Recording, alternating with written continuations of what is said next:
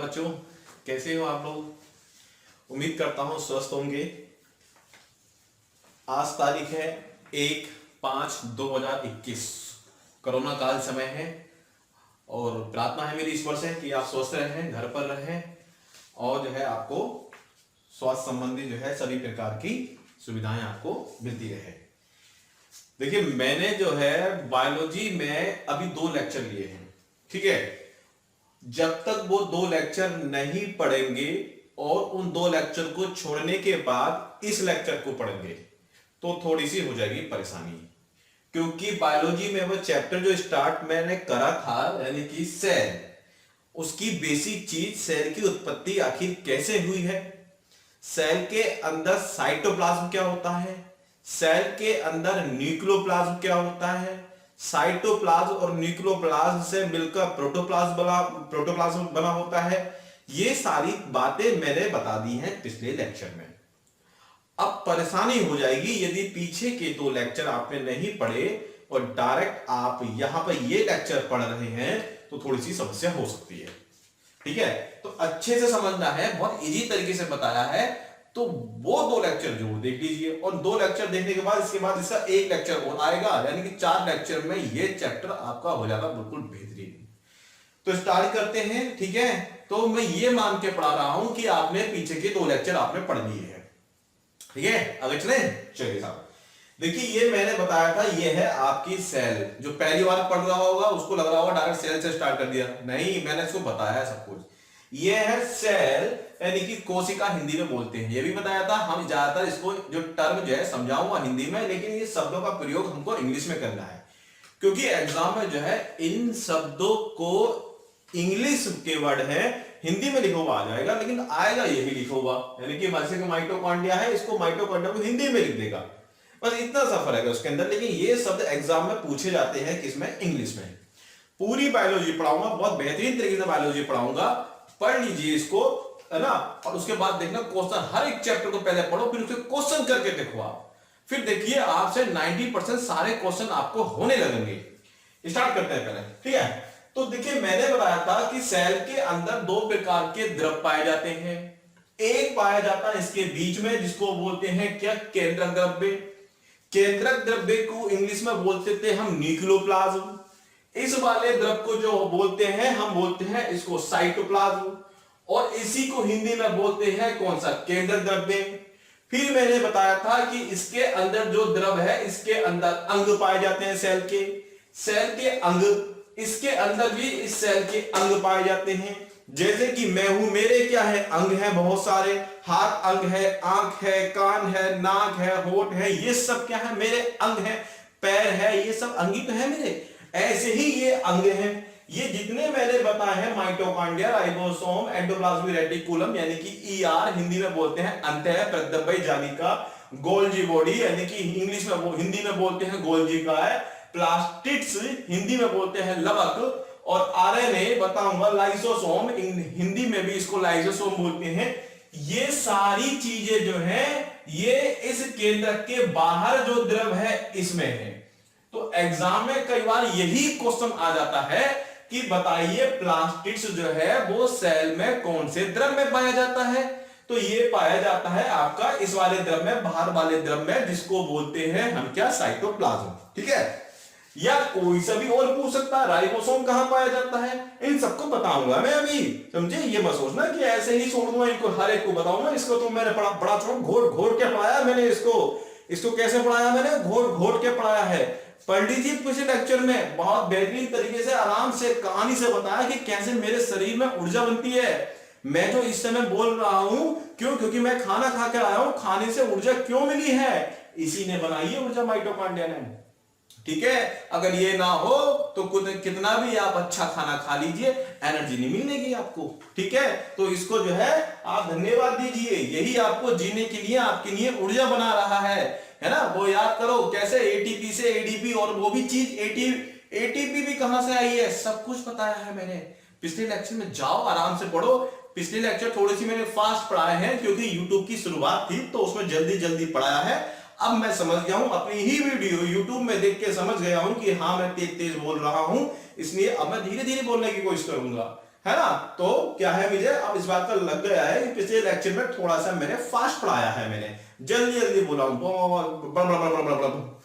ठीक है, तो बहुत तेज तेज बोला हूं मैं, लेकिन अब मैं धीरे धीरे बोलूंगा। तो इसको मैं पढ़ा चुका हूं इस सेल के बारे में। ऐसा तो मैं अभी एक ही सेल को ले रहा हूं, लेकिन जो घटना मैं आज बता रहा हूं वो घटना शरीर के अंदर जो लाखों सेल हैं उन सबके अंदर वो घटना हो रही है, उन सबके अंदर वो घटना हो रही है। तो ध्यान रखें, माइटोकॉन्ड्रिया तो मैंने पढ़ा दिया, मैंने आपको देख लीजिए।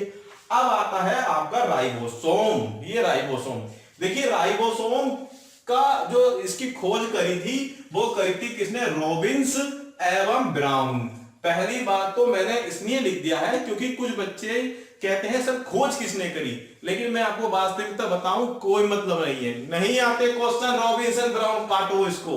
लिख दिया मैंने एक बार, चाहे पाओ पीछे बैक करके एक बार लिख लेना उसको, नोट्स में लिखना। पहली बात तो मेरे नोट्स में दूंगा, इसके टेलीग्राम पे डाल दूंगा, आप चाहे तो मेरे व्हाट्सएप ग्रुप से भी जुड़ सकते हैं, लिंक में जाइए आप, वहां पर व्हाट्सएप ग्रुप डिस्क्रिप्शन में जाएंगे तो व्हाट्सएप ग्रुप भी मिलेगा, टेलीग्राम भी मिलेगा, फेसबुक भी मिलेगा। लेकिन नहीं पढ़ना, क्यों खामखा मेहनत कर रहे हो, ठीक है। हमें वो चीज पे ध्यान देना जो एग्जाम में आते हैं।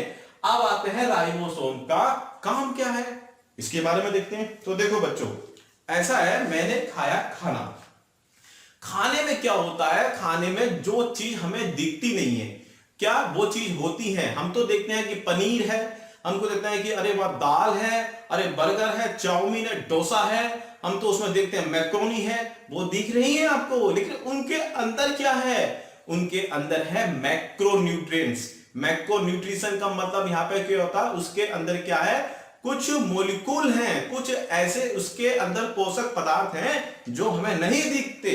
और वो कौन कौन से होते हैं, वो होता है कार्बोहाइड्रेट, वो होता है प्रोटीन, वो होते हैं फैट, उसमें विटामिन भी होते हैं, उसमें मिनरल्स भी होते हैं, जल भी उस खाने के अंदर हो सकता है जो आप सब्जी खा रहे हैं।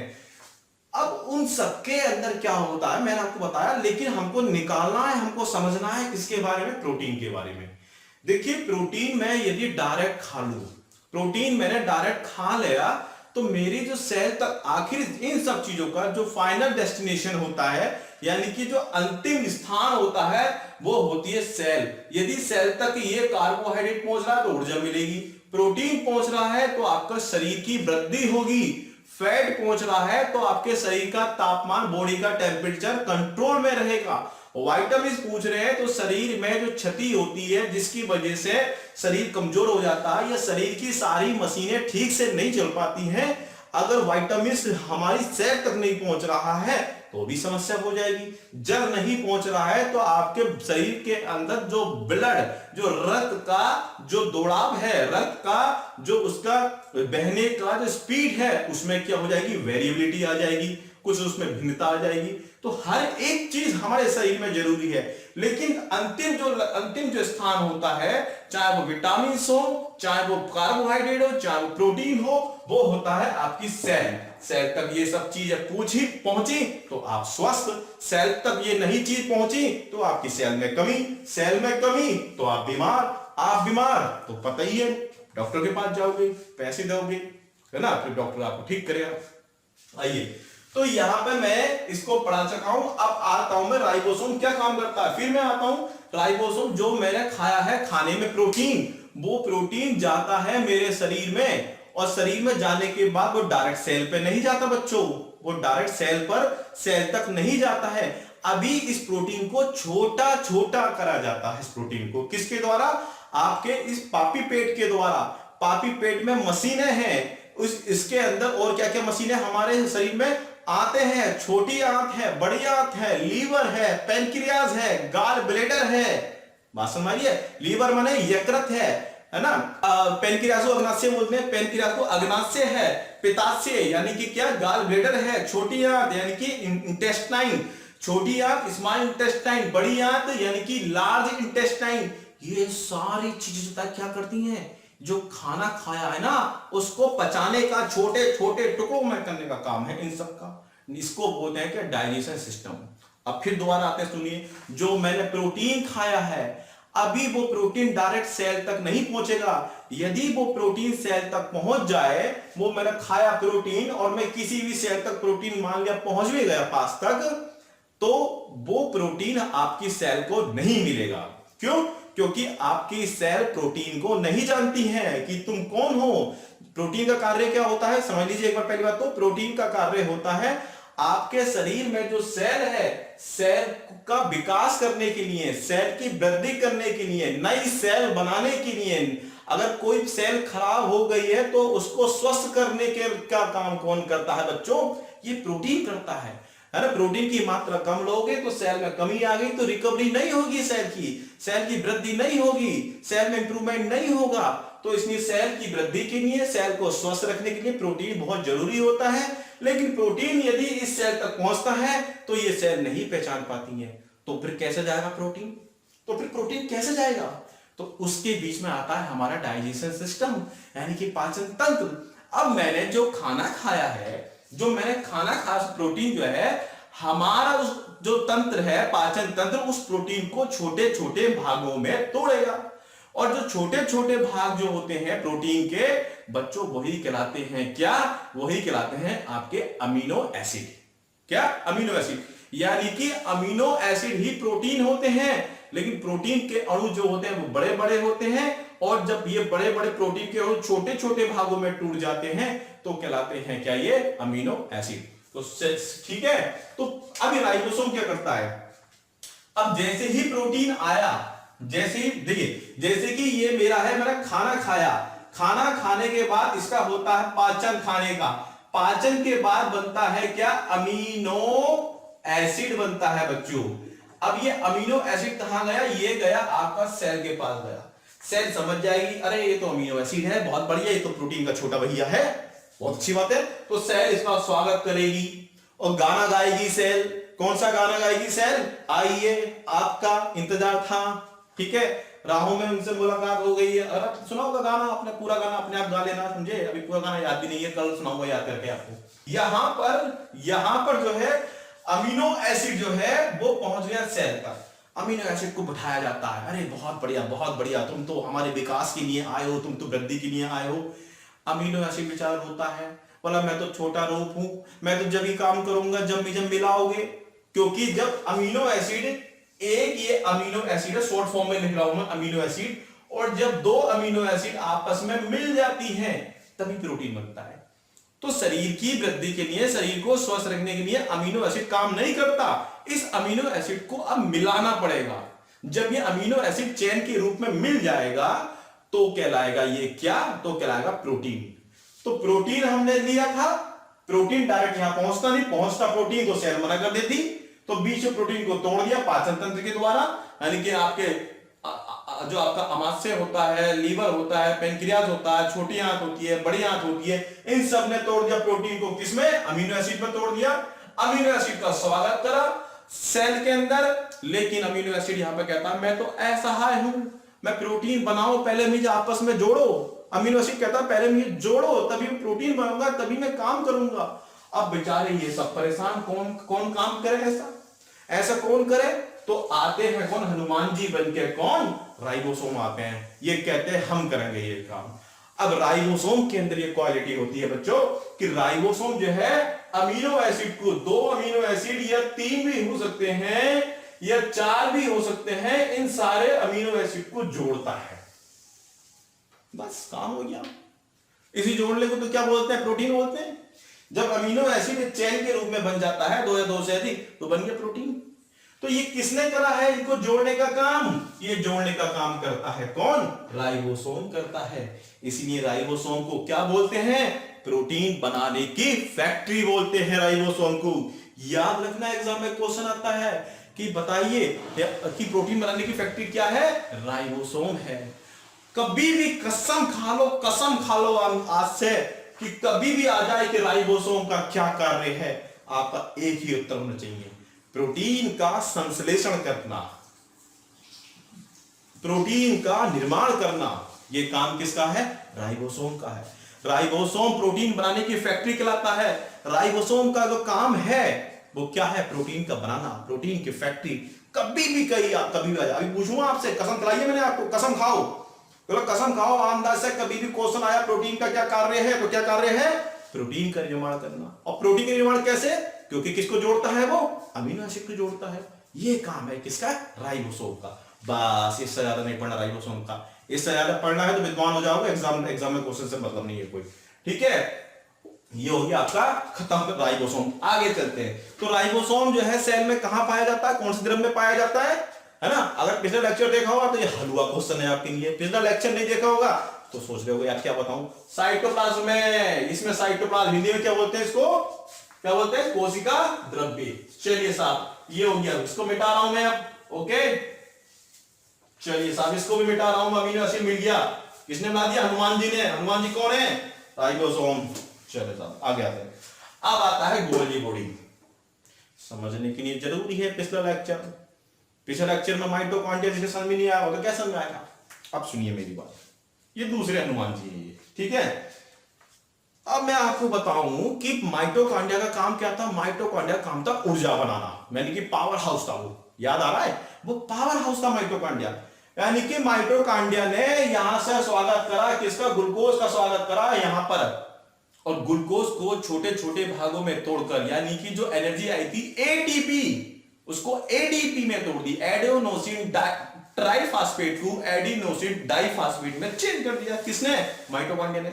यानी कि एडीपी क्या है, ऊर्जा है, ऊर्जा के बंडल है, ऊर्जा के बंडल। बंडल का मतलब समझते हैं ना, बीड़ी का बंडल मत समझना, कोई बीड़ी का बंडल समझो, ये बंडल है ऊर्जा के बंडल।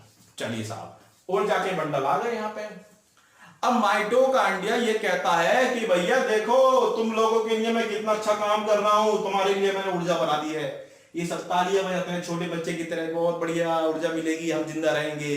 इसके अंदर डीएनए होता है, जीन होता है, क्रोमोसोम, ये भी बहुत बहुत खुश होते हैं कि हम जिंदा रहेंगे, हमें ऊर्जा मिलेगी, एनर्जी मिलेगी। ये सब कहते हैं माइटोकॉन्ड्रिया तुम्हारा बहुत बहुत धन्यवाद, तुमने तो ऊर्जा बना दी हमारे लिए, लाओ ऊर्जा दो। माइटोकॉन्ड्रिया कहता है तुम्हारा नौकर नहीं हूं मैं। जैसे कि आपके घर में मान लिया कोई हो, छोटे भाई बहन होते हैं, लड़ाई झगड़े चलते हैं, कोई कहता है पानी ला दे गिलास, तो आप मना करते हैं मैं क्यों पानी, मैं नौकर हूं क्या। तो यार तो माइटोकॉन्ड्रिया यही कहता है मैं नौकर हूं क्या। यानी कि माइटोकॉन्ड्रिया का काम है सिर्फ एनर्जी को बनाना, लेकिन ये सब कहते हैं लेके आओ, ये कहते हैं नहीं। माइटोकॉन्ड्रिया कहता है मैं लेके नहीं आऊंगा, मेरा काम है सिर्फ ऊर्जा बनाना, मैंने ऊर्जा बना दी। अब जिसको लेनी है वो आए और इस ऊर्जा को ले जाए, एडीपी जो है इसको ले जाए, एडिनोसिन डाइफॉस्फेट को। तब ये तो सब अपनी जगह से नहीं आते, ये कहता है हम तो नहीं आ सकते, हम तो बहुत दूर है और हम तो यहां तक आते आते खत्म हो जाएंगे। तब ये सब मिलकर क्या करते हैं, ये सब मिलकर कानून बनाते हैं, संसद के अंदर एक कानून बनाते हैं और बहुमत पारित करते हैं। संसद के अंदर कौन सा, साधारण बहुमत, छोड़ो साधारण बहुमत, विशेष बहुमत, ये हम बात करेंगे कहां, पॉलिटी में। और ये सारा जो जिम्मा है, ये सारा काम जो है ये देते हैं गोल्गी बॉडी को काम। गोल्गी बॉडी बेटा एक काम करो, तुम जाओ माइटोकॉन्ड्रिया के पास, ऊर्जा बन गई, तुम लेके आओ। अब यहां गोल्गी बॉडी को काम दे दिया, उसकी मोटरसाइकिल में पेट्रोल भरवा दिया। अरे कुछ कहानी में समझाने के लिए बताता हूं, ऐसा होता नहीं है। कभी कमेंट करो मुझे कि सर क्या समझा रहा हूं, ये सिर्फ समझाने के लिए, एग्जाम में क्वेश्चन नहीं छूटेगा, बायोलॉजी ऐसी पढ़ी जाती है समझ के। हमने कभी कौन सा पेट्रोल भरवाया। तो गोल्गी बॉडी को काम दिया कि ठीक है तुम जो है काम करो, माइटोकॉन्ड्रिया जो ऊर्जा बनी है उसको लेके आओ और सबको बांटते आओ। अब गोल्गी बॉडी अपनी मोटरसाइकिल स्टार्ट करता है, पहुंच जाता है कहां पर, माइटोकॉन्ड्रिया के पास, और वहां पे जो ऊर्जा के बंडल है वो उसको रखता है अपनी मोटरसाइकिल पर, और वहां से आता है सबको देते हुए आता है, इसको भी देगा, इसको भी, सबको डीएनए, जीन, क्रोमोसोम जो भी होता है, इसके अंदर भी मैं लिखे नहीं है डीएनए, जीन, क्रोमोसोम वगैरह वगैरह, सबको एनर्जी घर घर तक पहुंचाता है। वो कौन काम करता है, वो काम करता है कौन, गोल्गी बॉडी काम करता है। गोल्गी बॉडी का काम क्या है, ट्रांसफर ऑफ एनर्जी, यानी कि ऊर्जा को क्या करता है वो एक स्थान से, ट्रांसपोर्टेशन, ये ट्रांसपोर्टेशन ये परिवहन करता है, किसका, एनर्जी का परिवहन करता है। एनर्जी का परिवहन कौन करता है, आपका गोल्गी बॉडी। और गोल्गी बॉडी की स्थापना, गोल्गी बॉडी का जो खोज करी थी वो किसने करी थी, कैमलो गोल्जी। अरे भैया एग्जाम में नहीं आते ऐसे क्वेश्चन, कैमलो गोल्जी फिर भी लिख दिया है मैंने। कुछ बच्चों को जो है आदत होती है ना कि सर किसी खोज किसने करी है, तो मैंने लिख दिया है कैमलो गोल्जी, लेकिन नहीं आते ऐसे क्वेश्चन एग्जाम में। अब ठीक है, इनका कोई मतलब नहीं है, समझ जो कॉम्प्रिहेंशन है वो आज को देखा जा रहा है आपके दिमाग में। तो गोल्गी बॉडी यानी का काम क्या है, एनर्जी को एक स्थान से दूसरे स्थान में सेल के अंदर जो ले जाता है एनर्जी को, वो कौन ले जाता है? Golgi body. उम्मीद करता हूं आपके ये बात समझ में आ गई होगी। मिटा रहा हूं मैं इसको, ठीक है। चलिए साहब हटा दो इसको भी। अब आता है आपका लाइसोसोम क्या होता है, ठीक है। लाइसोसोम क्या होता है? बहुत इजी है लाइसोसोम। देखिए मान लिया मैं हूं, ये मैं एग्जांपल देता हूं, हर बार बच्चों को ये एग्जांपल देता हूं। मान लिया मैं हूं और मैं बहुत पुराने जमाने का बंदर हूं। बंदर जो होते हैं, बंदर की क्या होती है? पूंछ होती है ना। तो अब लिखना मत ना समझे कभी मेरा नाम बंदर रख दो। बच्चे ऐसे ही होते हैं, कुछ नहीं पता कब किसका नाम क्या रख दे। मान लिया मैं बंदर हूं। मैंने बंदर क्यों माना अपने आप को? क्योंकि मेरी माने पूंछ है। ये जरूरी है समझना, वरना समझ में नहीं आएगा। अब ये घर जो है, ये पूरा घर जो है, मान लिया कमरा, जिस कमरे में वीडियो बना रहा हूं, ये सेल है। ये क्या है? सेल है। और इस सेल के अंदर ये सब चीजें हैं, और भी इसके अंदर डीएनए, जीन, क्रोमोसोम जो अलग चैप्टर जो पढ़ाऊंगा, जो उसके लिए अलग टॉपिक है। अब एक बात बताइए आप, इसमें से मान लिया ये बीमार हो गया, ये बीमार हो गया, इसमें कमी आ गई, इसको किसी चीज की अधिकता है, ये कमी है, ये डीएनए ढंग से काम नहीं कर रहा है, कोई शरारत कर रहा है क्लास के अंदर, जैसे भी है, ये सब क्या, ये लाइसोसोम जो होता है, लाइसोसोम जो होता है, ये क्या करता है? पूरे सेल के अंदर राउंड मारता है। कैसे राउंड मारता है? जैसे वो मारते हैं रात में, लेपर्ड वाले जो होते हैं, पुलिस वाले जो होते हैं, वो राउंड मारते हैं कि भाई सब घर में सुरक्षित है या नहीं है, कोई चोर चक्का तो नहीं घूम रहा, जो इस कॉलोनी का ना हो वो आ गया हो यहाँ पे। वो काम करते हैं पुलिस वाले रात में। लेपर्ड जो होते हैं बेचारे, वो रात में जो है हमारी सेवा करते हैं, समझे। और हम क्या करते हैं? आराम से सोते हैं, ठीक है। अब यहां पे क्या है मैं आपको बताऊं, ये लाइसोसोम यही चेक करता है पूरी कोशिका के अंदर, आराम से घूमता है, देखता है, हाँ भाई ठीक हो, ठीक है, हाँ भाई क्या कमी है, ठीक है, ये लो, तुम 2 रुपए लो, तुम चीज खा लो, तुम भूखे हो, तुम 5 रुपए लो, तुम 10 रुपए लो। ये सब काम देख रेख कौन करता है? लाइसोसोम। और लाइसोसोम जैसे कि मान लिया इसमें कोई चीज अचानक में ऐसी चीज आ गई जो सेल के अंदर होती नहीं है, और वो आपके खान पान, दिनचर्या, बीमारी की वजह से, बैक्टीरिया आ गया, कुछ भी आ गया, वायरस आ गया, वो आपके सेल में आ गया। अब सेल में आ गया, अब क्या होगा? ये लाइसोसोम जो है उसको क्या है? मार के भगाएगा, भाग गया से लाइसोसोम भगा देगा उसको, निकल यहां से। तो कहां से आ गया? तो यहाँ का है ही नहीं, कॉलोनी का, इस कॉलोनी नहीं, भाग। तो लाइसोसोम क्या करता है? एक तो सबसे पहली बात तो, और अगर जो इसके कारण से जो कमी आ गई है इसके अंदर, जो सेल में कमी आ गई है, उसकी मरम्मत करेगा। जैसे साइकिल वाला, मोटरसाइकिल वाला, जैसे मोटरसाइकिल में कमी आ जाती है तो क्या हो जाता है? उसको ठीक करता है। तो ऐसे ही ये लाइसोसोम क्या होता है? मैकेनिज्म है। ये लाइसोसोम जो होता है, ये काम करता है किसका? सेल के अंदर यदि कोई कमी आ जाती है उसकी तो मरम्मत करेगा, ठीक है। और जो बाहर से चीज आ जाती है उसका भक्षण करता है, उसको खा जाता है, लेकिन एक ही कमी है, ये लाइसोसोम कैसा है? बंदर जैसा है। मैं हूं मान लिया बंदर, अब मैं चारों तरफ इस घर में घूम रहा हूं, और जैसे ही घूम के मैं ऐसा गया, जैसे ही घूमा तो देखा मेरी पूंछ मेरे सामने आ गई। मैंने कहा यार ये क्या है? पूंछ, ये तो यार सेल के अंदर होती नहीं है, ये तो सेल में होती नहीं है। तो मुझे ये लगेगा यार ये पूंछ तो ये है कुछ बाहर की चीज है। अब मैं पूंछ को अपनी खाऊंगा, मैं लाइसोसोम हूं ना, मैं लाइसोसोम का काम क्या है? बाहर की चीजें को खाना। अब मैं अपनी जब पूंछ को खाऊंगा, खाने के बाद, अरे पूंछ को खाने का मतलब क्या? मैं अपने आप को ही खा रहा हूं। तो लाइसोसोम कभी कभी धोखे में रह जाता है। लाइसोसोम कभी कभी अपने आप को ये सोचता है कि अरे ये तो बाहर की चीज है। लाइसोसोम कभी कभी अंधा बन जाता है, सोचता है ये तो बाहर की चीज है, तो अपने आप को ही खा जाता है लाइसोसोम कभी कभी। इसलिए लाइसोसोम को क्या बोलते हैं? आत्महत्या की थैली बोलते हैं। इंग्लिश में क्या बोलते हैं इसको? सुसाइड बैग बोलते हैं इसको। क्या बोलते हैं इसको? सुसाइड बैग बोलते हैं लाइसोसोम को, ठीक है। तो लाइसोसोम को एक नाम और है डिक्टियोसोम भी बोलते हैं। मैंने तो खैर एग्जाम में नहीं देखा, तो किताबों में एक बार 2 बार मैंने देखा था तो मैं लिख दिया, लेकिन मैंने कभी देखा नहीं। तो लाइसोसोम को क्या बोलते हैं? डिक्टियोसोम बोलते हैं। इसकी खोज जो करी थी वो ड्यूबर ने करी थी। ऐसे क्वेश्चन आने बच्चों बंद हो गए हैं, लेकिन फिर भी आपके पास टाइम है तो याद कर लीजिए आप। तो ड्यूबर ने खोज करी थी, समझे। और डिक्टियोसोम भी कहते हैं किसको? लाइसोसोम को डिक्टियोसोम भी कहते हैं। बात समझ में आ गई? आत्महत्या की थैली है। अच्छा कोई पूछे राइबोसोम का क्या कार्य है? मैंने कसम खाई थी आपको, राइबोसोम कहीं भी आ जाए तो उसका कार्य क्या है? कसम खाई थी, क्या कसम खाई थी? क्या काम है राइबोसोम का? प्रोटीन का संश्लेषण करना। प्रोटीन का संश्लेषण कैसे करता है? अमीनो एसिड को आपस में मिलाकर, ठीक है। खत्म लाइसोसोम, आत्महत्या की थैली, जाओ आत्महत्या कर ली तुमने, ठीक है साहब। अब आता है आपका एंडोप्लाज्मिक रेटिकुलम। एंडोप्लाज्मिक रेटिकुलम को के.आर. पोर्टर ने खोजा था। क्या मतलब है इसका?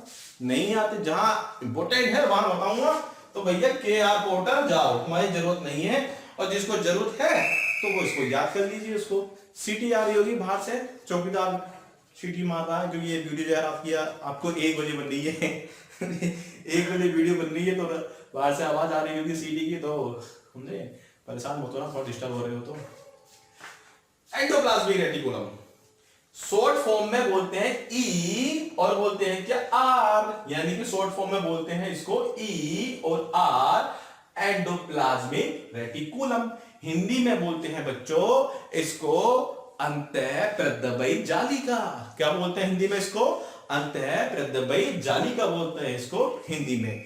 ठीक है, याद कर सकते हैं आप हिंदी में। लिखूं क्या आपको, है ना? तो चलो लिख लो। वैसे तो बड़ी समस्या है, अंत बायोलॉजी के नाम ऐसे ही है, प्रदबई जालिका। ठीक है, अगर हिंदी में गलती आ रही है बुरा मत मानना। अंतःप्रदबई जालिका ये क्या होती है? पहली बात तो समझने के लिए, परेशान मत हो, सबको समझाऊंगा, है ना। ये ER मैं यहां पर लिखा हूं इसको ER, है ना, एंडोप्लाज्मिक रेटिकुलम पूरा नाम है इसका। ये होती है 2 प्रकार की, एक होती है ROGH, रफ एंडोप्लाज्मिक रेटिकुलम। डरना मत ना, बिल्कुल नहीं समझा के जाओ आपको। एक होता है स्मूथ ER, आर की स्पेलिंग है आर से, इसको हम शॉर्ट फॉर्म में कभी क्या बोलते हैं, इसको RER बोलते हैं।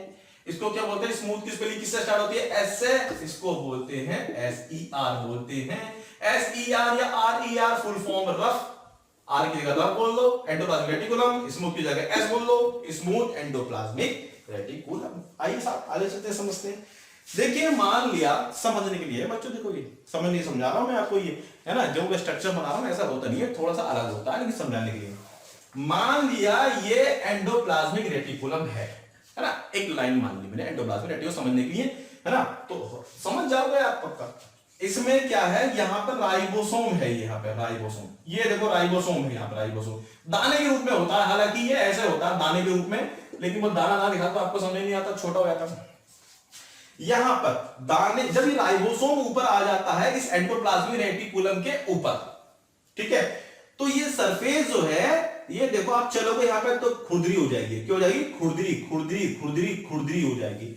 और बच्चों जो खुरदरापन होता है, इंग्लिश में क्या बोलते हैं इसको? रफ। रफ माने क्या होता है? खुरदरा। तो रफ माने खुरदरा, तो इसलिए ये सरफेस खुरदरी क्यों हो गई है, यानी कि रफ क्यों हो गई है एंडोप्लाज्मिक रेटिकुलम? क्योंकि इस पर क्या पाया गया है? राइबोसोम पाया गया है। राइबोसोम होने की वजह से ये सरफेस क्या है? खुरदरी हो गई है बच्चों। मैंने कसम खिलाई थी, यहां पर राइबोसोम आ गया। अब बताओ, मैंने कसम खिलाई थी आपको कि कभी भी राइबोसोम आ जाए तो उसका काम क्या होगा? प्रोटीन का निर्माण करना। तो बच्चों कोई भी पूछे आपसे RER का क्या कार्य है, तो RER का कार्य क्या है? क्योंकि इस पर राइबोसोम है, तो इसका काम भी जो होगा वो होगा क्या? प्रोटीन का निर्माण करना, प्रोटीन का सिंथेसिस करना। ये काम है किसका? RER का। बस ये एग्जाम में यही क्वेश्चन आता है, RER का कार्य क्या है? प्रोटीन का निर्माण करना। क्यों? क्योंकि इस पर राइबोसोम पाया जाता है। राइबोसोम होने की वजह से ही इसकी सरफेस क्या होती है बच्चों? खुरदरी होती है। खत्म। अब देखो, मैंने इस राइबोसोम को अब के बार हटा दिया। अब जब राइबोसोम को मैंने हटा दिया तो ये सरफेस स्मूथ बन गई, नहीं बन गई? बन गई। तो इसी को बोलते हैं क्या? स्मूथ, यानी कि S बन गई। इसी को बोलते हैं क्या? SER, smooth endoplasmic reticulum. अब आप क्या बोल सकते, इसका कार्य क्या है? राइबोसोम तो है ही नहीं, राइबोसोम नहीं है तो क्या नहीं बनेगा बच्चों? प्रोटीन तो बन नहीं सकता। तो क्या बनता है? अब देखिए, हमारे शरीर में 2 चीजें होती, एक चीज होती है हमारे शरीर में होता है स्टेरॉइड होता है। स्टेरॉइड जो होता है वो हमारी ताकत को बढ़ा देता है। अब स्टेरॉइड जो होते हैं वो 2 तरीके के होते हैं। एक स्टेरॉइड होता है जो नेचुरली बनता है हमारे शरीर में, जो प्रकृति बनाती है। कभी कभी हम अपने शरीर में स्टेरॉइड बढ़ाने के लिए या अपने किसी चीज की इफिशिएंसी बढ़ाने के लिए, दवाइयों की ताकत बढ़ाने के लिए या शारीरिक बल बढ़ाने के लिए हम बाहर से दवाइयां लेते हैं। वो दवाइयां क्या करते हैं? हमारे शरीर के अंदर कृत्रिम रूप से, यानी कि आर्टिफिशियल रूप से क्या निकालते हैं? स्टेरॉइड निकालते हैं। और ये स्टेरॉइड जो होते हैं बहुत ताकत बढ़ा देती हैं, किसी भी एफिशिएंसी बढ़ाती हैं, चाहे दवाइयों की, शरीर की, किसी भी चीज की, है ना। जिसकी हाइट वाइट कम होती है वो हाइट बड़ी हो जाती है, इसलिए स्टेरॉइड होते हैं ना। और भी होते हैं, टेस्टोस्टेरोन हार्मोन्स होता है, वो भी अगर आप नेचुरली बनना है तो वो हार्मोन है, नहीं बाहर से ले रहे हैं तो वो क्या है, एक स्टेरॉइड है। बहुत सारे इसमें कॉन्सेप्ट होते हैं, वो इसको एकदम समझाना आसान नहीं है। तो ताकत के लिए जो स्टेरॉइड बनाते हैं, जो शरीर में प्राकृतिक रूप से स्टेरॉइड बनाते हैं, वो बनाते हैं कौन, SER बनाता है। जैसे कि आपके शरीर में कोलेस्ट्रॉल होता है ना। अब कोलेस्ट्रॉल के बारे में बता दूं, मैंने आपने बहुत सुना होगा, कोलेस्ट्रॉल सुनते ही लोग बात डर जाते हैं, अरे कोलेस्ट्रॉल बढ़ जाएगा तो ये हो जाएगा वो हो जाएगा, ना डर जाते हैं। देखिए कोलेस्ट्रॉल एक स्टेरॉइड ही है, पहली बात तो मैं आपको बताऊं, कोलेस्ट्रॉल होता है, ये कोलेस्ट्रॉल किसमें होता है, तेल में, घी में, इनमें कोलेस्ट्रॉल ये ज्यादा होता है। अब आप जो है ये सोच रहे होंगे कि यार टीवी में ऐड आता है या विभिन्न प्रकार के हम तुम न्यूज़ों में देखते हो कि यार स्टेरॉइड तो बहुत खतरनाक, सॉरी कोलेस्ट्रॉल तो खतरनाक होता है। तो मैं आपको बता दूं, कोलेस्ट्रॉल जो है कम होना शरीर में ये भी खतरनाक है, और कोलेस्ट्रॉल शरीर में अधिक होना ये भी खतरनाक है। कोलेस्ट्रॉल हर किसी के शरीर में होना चाहिए, लेकिन कम मात्रा में, एक नियंत्रित मात्रा में होने चाहिए। पहली बात तो बता दो, कोलेस्ट्रॉल क्या है, एक प्रकार का स्टेरॉइड है। और भी कोलेस्ट्रॉल होते हैं हमारे शरीर के अंदर, कुछ वैक्स भी पाया जाता है, कोलेस्ट्रॉल भी है, अन्य प्रकार के और चीजें स्टेरॉइड पाए जाते हैं। वो सब स्टेरॉइड का निर्माण कौन करता है, SER, ठीक है। प्रोटीन का निर्माण नहीं करेगा, प्रोटीन का निर्माण तो कौन करता था, RER करता था, क्योंकि इस पर राइबोसोम होते थे। अब बच्चों SER हमारा करता है स्टेरॉइड का निर्माण, और एक प्रकार का स्टेरॉइड है आपका कोलेस्ट्रॉल। देखिए मान लिया ये पेन है, ये पेन आर से पार हो रहा है, इसको मैं देख रहा हूं, ऐसे पास में इसको मैं देख पा रहा हूं, और ये पेन क्या है, अंदर से खोखला है। ये पेन जो है अंदर खोखला जो है, ये मेरी शरीर की कोई नस है, या मेरे दिल के पास में कोई ये नस जा रही है, मान लिया ये, और दिल के पास में नस जा रही है, इसमें क्या दौड़ता है, खून जा रहा है दिल को देने के लिए, हार्ट को देने के लिए। ये कहीं की भी नस हो सकती है शरीर की, समझे, ऊपरी भाग, निचली भाग, कहीं की भी नस हो सकती है। नस है ना, ये वेन, या इसको सिरा, कुछ भी बोल दीजिए आप इसको, ठीक है। धमनी बोलते हैं, सिरा बोलते हैं, वेन या आर्टरी इंग्लिश में बोलते हैं। चैप्टर पढ़ाएंगे आपको किसमें, ब्लड के बारे में। अब देखिए, अब मान लिया मैंने इसके अंदर ब्लड जा रहा है, इसके अंदर यदि इसके अंदर की जगह खुरदरी हुई, इसके अंदर की जगह जिसमें ब्लड बह रहा है वो खुरदरी हुई, तो ब्लड को बहने में परेशानी होगी या नहीं होगी, होगी। तो ब्लड का जो बहाव जो वो अच्छा नहीं हो पाएगा, वो ब्लड का बहाव अच्छा नहीं हो पाएगा यदि इसके अंदर की जगह खुरदरी है। तो बात समझ रही है। अब इसको, इसके अंदर की सतह चिकनी कौन करेगा, स्मूथ कौन करेगा, वो करता है आपका कोलेस्ट्रॉल, जो आप तेल में होता है, जो घी में होता है। कोलेस्ट्रॉल खाओगे, तेल खाओगे, तो यानी तेल खाओगे तो कोलेस्ट्रॉल बढ़ेगा। वो कोलेस्ट्रॉल इसके अंदर की जो लेयर है उसको स्मूथ कर देगा। अब ब्लड जो बहेगा बहुत बढ़िया करके बहेगा ब्लड, यानी कि पूरे शरीर में कोलेस्ट्रॉल होगा तो बहुत अच्छे तरीके से बहेगा। लेकिन अब ऐसी गलती मत कर देना बच्चों। मैंने कहा कोलेस्ट्रॉल बहुत अच्छा होता है, शरीर में दौड़ाव अच्छा होता है, तो कल से ही लो चाउमीन खाओ, पकौड़ियाँ खाओ, समोसे खाओ, बर्गर, और वो क्या कहते हैं ब्रेड से जो बनते हैं, ब्रेड पकौड़े खाओ। ऐसा मत कर देना। क्यों, कोलेस्ट्रॉल है इसके अंदर, ठीक है। ज्यादा तेल खाओगे तो कोलेस्ट्रॉल बढ़ जाएगा। कोलेस्ट्रॉल बढ़ने का मतलब, ये नली देखिए बच्चों, ये नली है, इसके अंदर यदि आपने घी खाया तो इसके अंदर की सरफेस चिकनी हो गई, मान लिया स्मूथ हो गई। लेकिन मैंने कहा कोलेस्ट्रॉल होना जरूरी है। अब आप जो है खूब तेल खा रहे हैं, सर ने कहा है कि खून का दौड़ाव तेज करने के लिए कोलेस्ट्रॉल होना जरूरी है, तो तेल खाओगे ज्यादा तो ये और कोलेस्ट्रॉल बढ़ गया, और कोलेस्ट्रॉल बढ़ गया, और कोलेस्ट्रॉल बढ़ाओ, खूब खाओ ब्रेड पकौड़े, और ये बच्चों नस जो है ना ये पतली हो जाएगी धीरे धीरे।